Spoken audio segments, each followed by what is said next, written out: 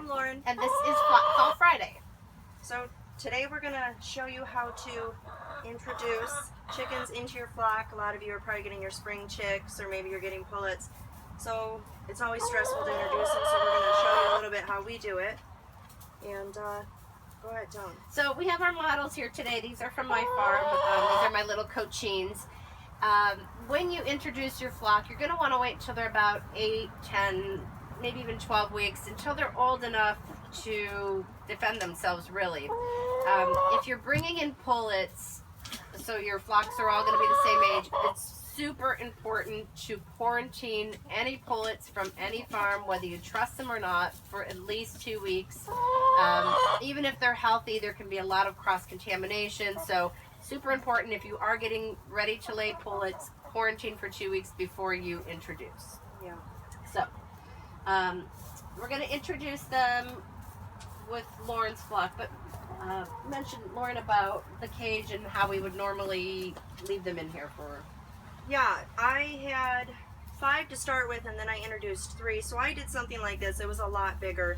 I had fencing, and it had a hardware cloth, so they were all together, but they couldn't hurt each other. And I would let them all sleep together at night, and then I would bring them.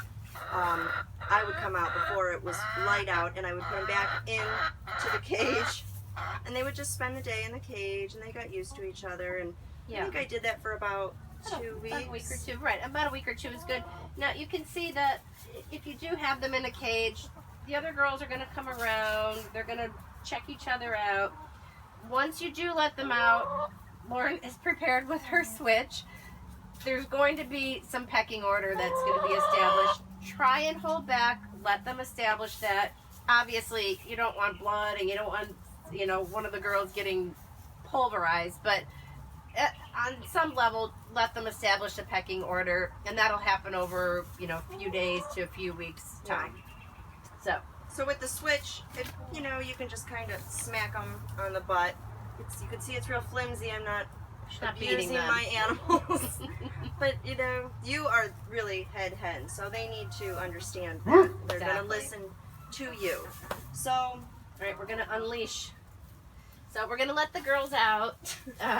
Again, they've only been here for not even an hour.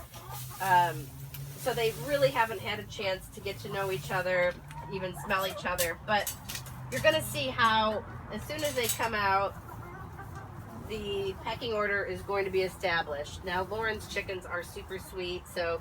Not always. Except for that one. Except for that leg bar. So, these girls don't know each other in the least. Yeah, they've only seen each other maybe for 20 minutes now, so we don't know what's going to happen either.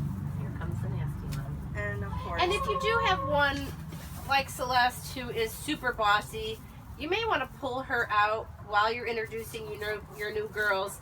And that'll lower her on the pecking order when she comes back. Right. And some people will even remove the head hen, put the head hen in the cage for a few days, just to kind of bring her down a few notches.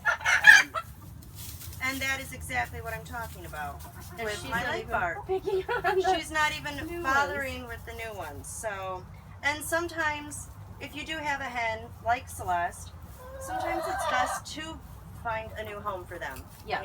And we've been talking about this over the past few days, and I didn't mean to cut you off, but she's really struggling with the fact that her leg bar is picking on one of the Polish, the Sumo Pressler, and there comes a time, sometimes if one hen is disrupting your entire flock, rehome her. Yeah. I mean, you don't want to disrupt an entire peaceful flock for one bird that is doing what?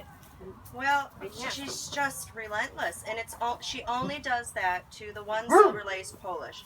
That's it. So nobody else. But it's enough that you need. It's a head hunt. It really is. To go to another farm. So, which is always a hard decision to rehome them, because you raise them and you care for them and you protect them, but sometimes it's best to do that. So as you can see, there's not a whole lot of anything going on. Right. And this is usually what I find when I'm introducing my younger hens to my established flock. I don't really have much of an issue. I think people get nervous because they're worried that there's going to be bloodshed or I don't know what the word was. I know you were super worried. I was really nervous, so I actually called Lisa and she came over and she sat in here with a switch and I went out of the run and nothing Yes, happened. I made her leave. Nothing happened. Nothing So, happened.